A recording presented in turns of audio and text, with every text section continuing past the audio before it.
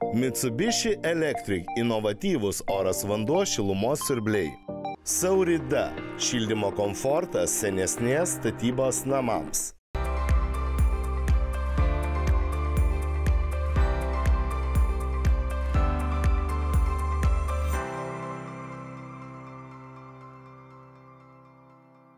Labas rytas. Kaip ir kiekvieną šeštadienį su jumis sveikinasi laida Statybų gidas.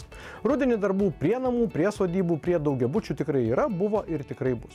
Ir tam, kad tie darbai būtų įvykti kur kas greičiau, galima pasitelkti šiuolaikišką įrangą. Tradicinė mūsų rubrika Broliai lygina šį kartą aktuali būtent tiem, kas planuoja dirbti dar nepabaigtus, o realiai nesibaigiančius rudeninius darbus.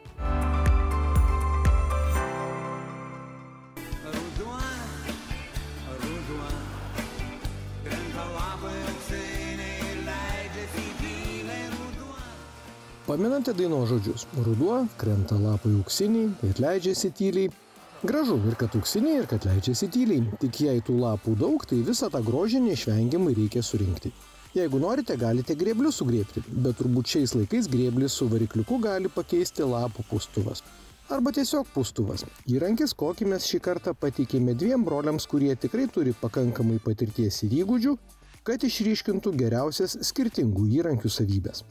Lapų pūstuvas jau netinkamas pavadinimas, reikėjo šitos daiktos vadinti pūstuvais, nes mes galim su jais ne tik lapus pūsti, jas galim naudoti žiemą sniegą tvarkyti, mes galim takelius valyti, mes galim nuo mašinos pavalyti sniegą, galim staklės kažkokias pavalyti, galim, nežinau ką, tujos prapūsti, medelius prapūsti. Tai čia tas įrankis jau lapų pūstuvas, kadangi mes jį daugiau galbūt naudojam lapams, tai yra aktualus, bet šiaip iš tikrųjų labai universalus įrankis, tas tampa.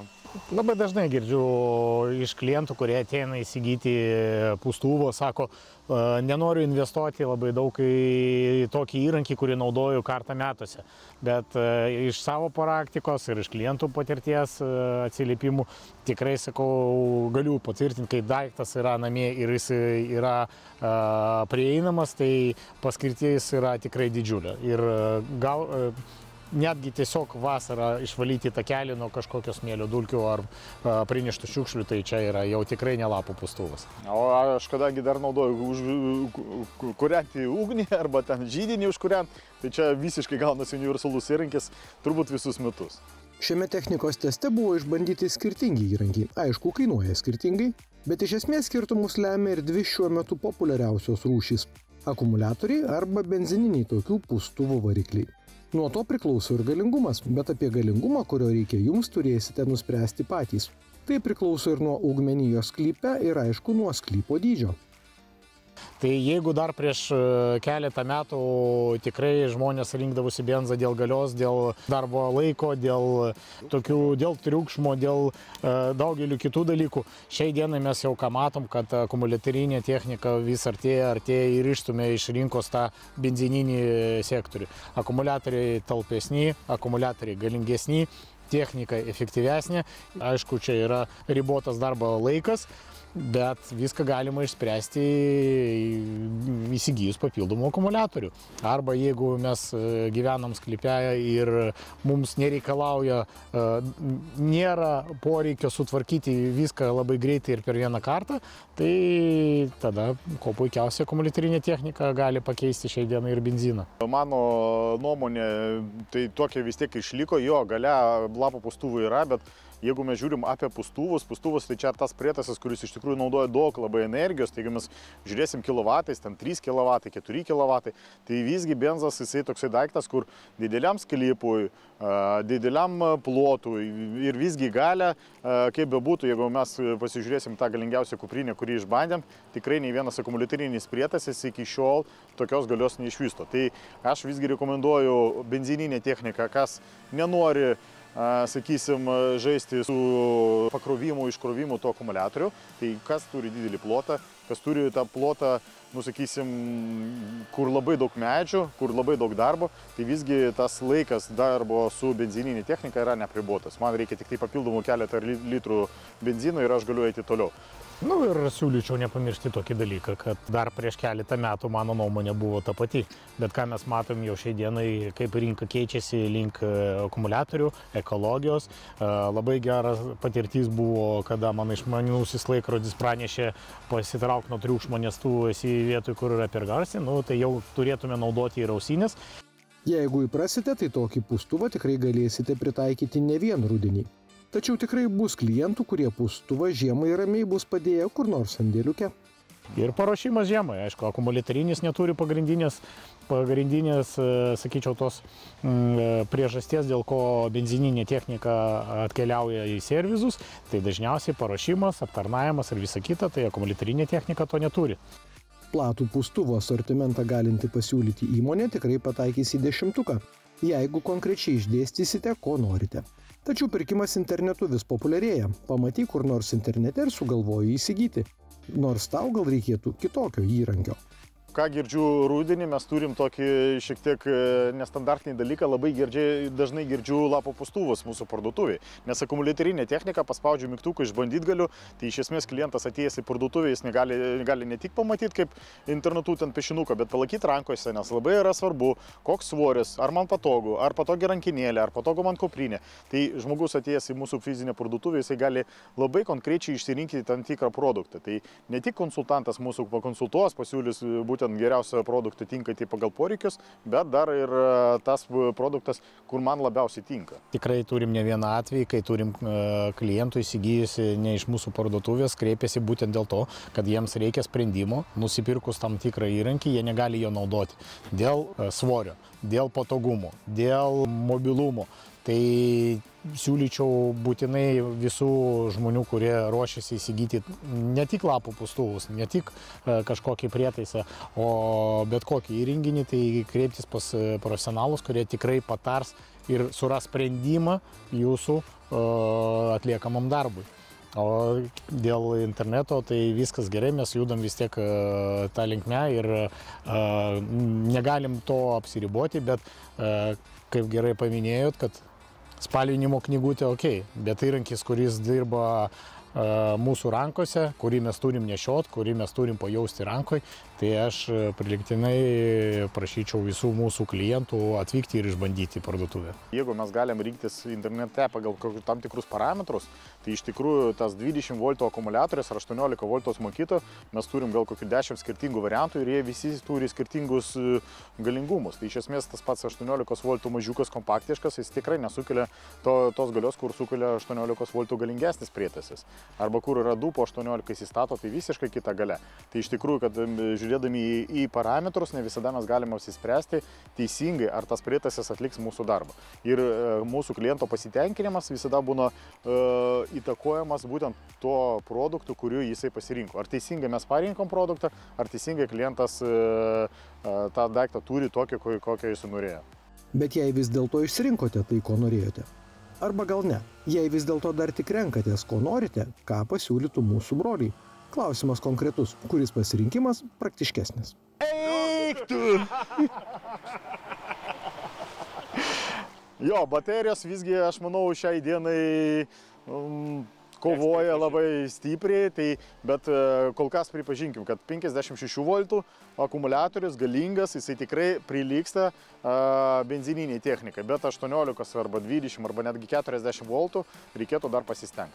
Nu, tai va šitoj vietoj, sakyčiau, kam reikia galios, tai ir žiūrėkim galingą akumuliatorių. Tai jau dabar, sakyčiau, lyginčiau galingiausią bateriją su benzu, bet tikrai ne 18 V, dar neprilygsta jie toj galios, kokią mes norėtume. Tik akumuliatoriai, tik akumuliatoriai. Aišku, turim tokį gražų didelį plotą, kur mes dabar ir filmuojam, tai išbandžiau tą galingiausią benzininę kuprinę. Tenka pripažinti, kad dar reikia akumuliatorinių gamintojų technologijom pasistengti, bet tikrai tikiu, kad keletą metų ir mes turėsim pilną pakatalą visam benzininiam asortimentui. Tegul tie lapai auksiniai krenta, juos sutvarkyti vienas malonumas.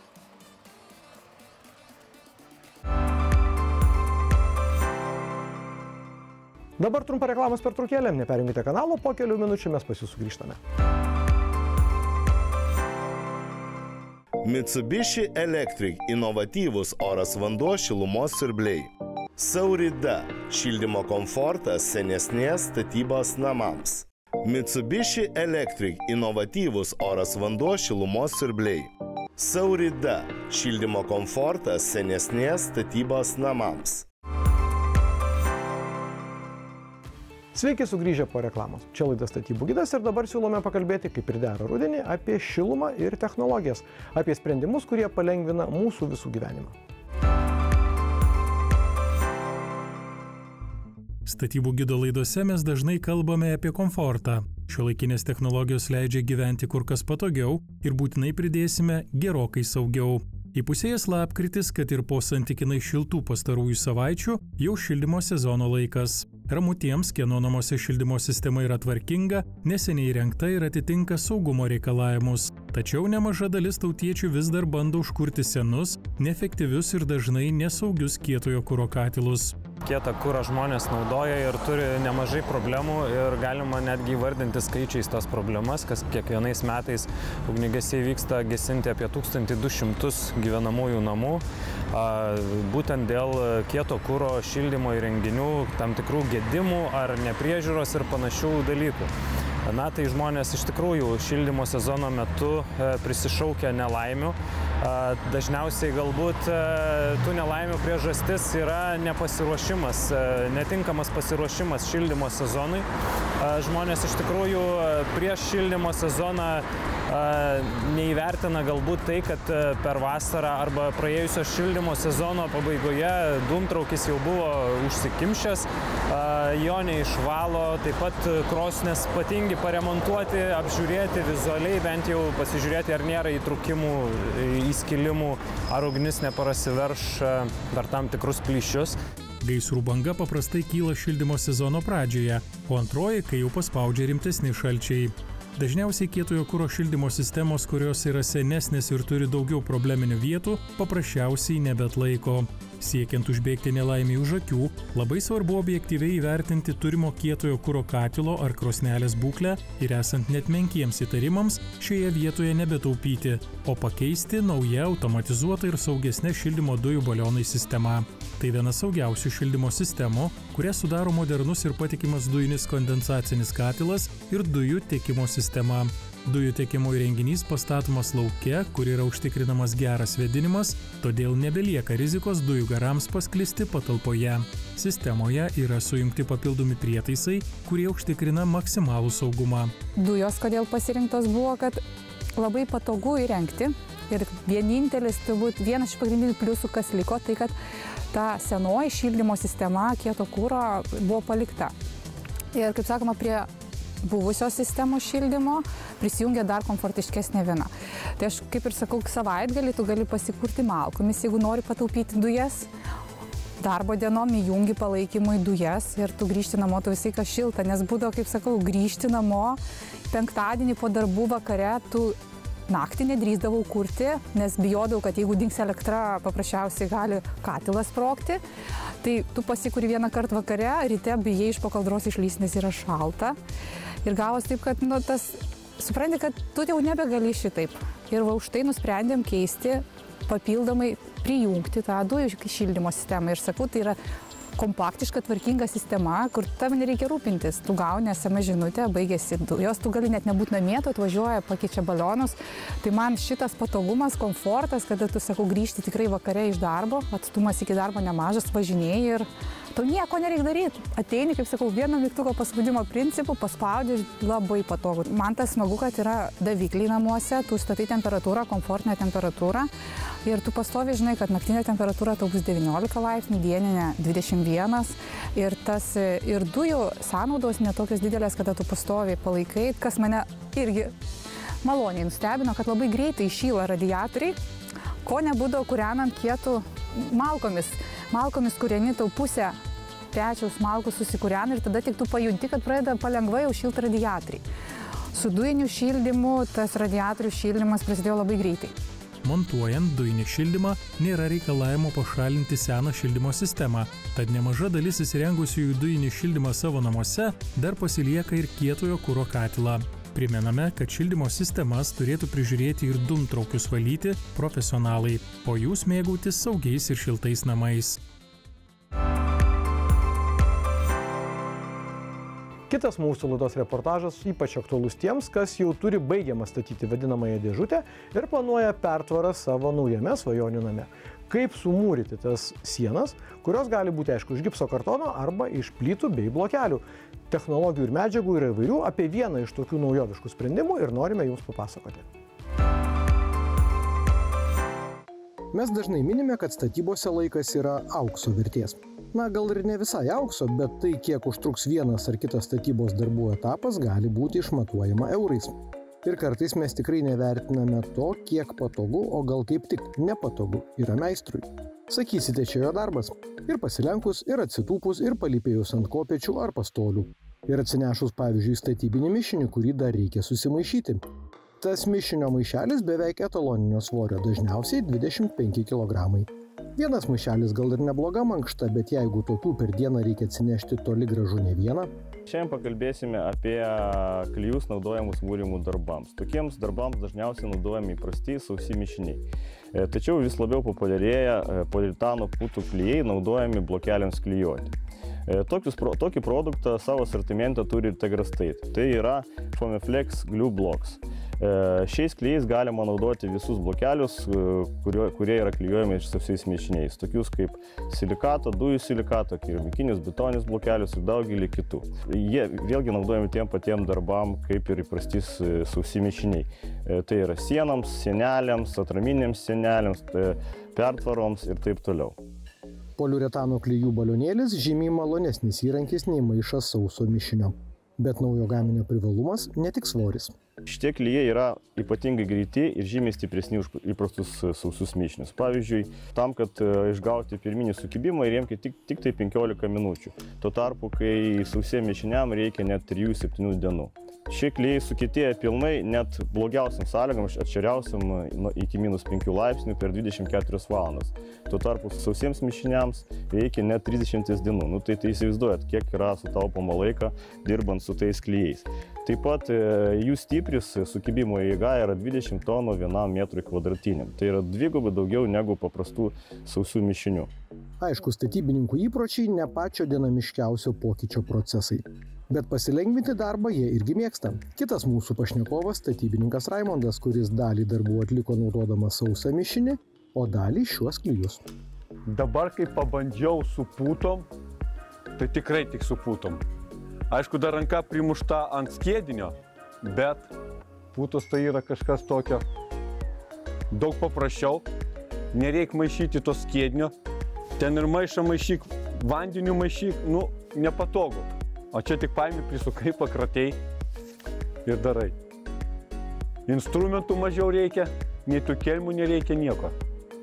Kibirų nereikia ir ekonomiškiau bus.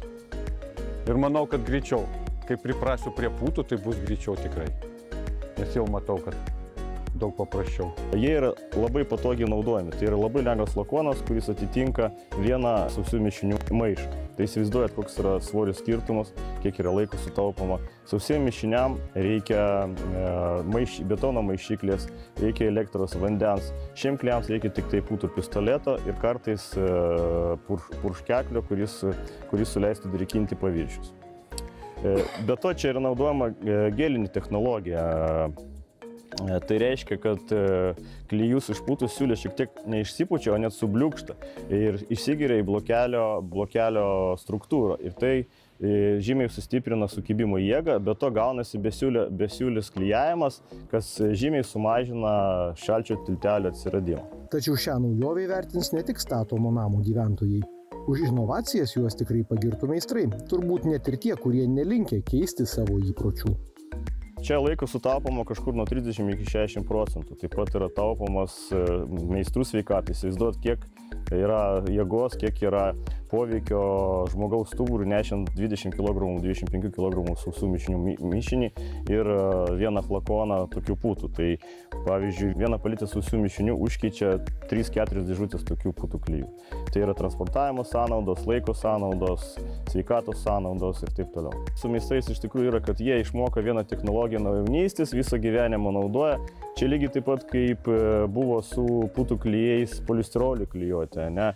Niekas nenorėjo jų naudoti ir kai kurie meistrai iki šiol naudoja visus mišinius polistiroliu klijuoti, bet jau turbūt 60-80% perėjo ant tų putų klijų, lygiai taip pat ir su tais klijais. Tai yra kol kas nauja technologija, bet meistrai, kurie pabandė, aišku, ranką reikia atidirbti, atmušti, bet kurie pabando, tikrai nori perėti į šito produktą. Pavyzdžiui, čia pas mus nėra vandens. Tai iš kažkur atsivežk, pripildi kažkokiais būdais, generatorių atsivežėm, vėlgi benziną vežk daryk, kad elektra būtų, rankom neprimaišysi, naudoja elektrą. Tai čia daug paprasčiau, į mašiną įsidėjai ir atsiveži tą vieną dėžutę. Visi tavo, kaip instrumentai tai beveik tie patys, tik kad nereikia kibirų papildomų, kažkokių tai bačkų. Ir iš viso, jėgų tiek nenaudoji. Ir pagal idėją su laiku tugi ne taip pavargsi, daugiau gali išmūryti.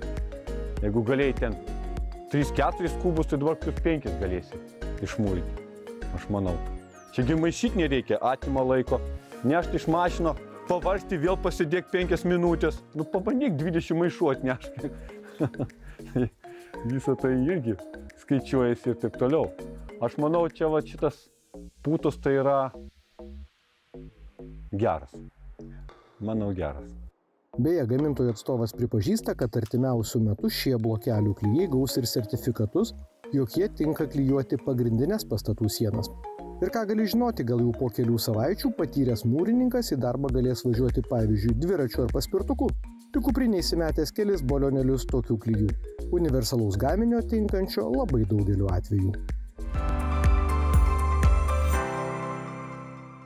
Ačiū visiems, kad žiūrėjote šią statybų gido laidą. Mūsų TV6 eteryje keičia laida Autopilotas, o jeigu norite kažkurios reportažus pažiūrėti dar sykį, jums pagelbės tv3play.lt platforma arba viską tikrai rasite mūsų laidos YouTube paskyroje.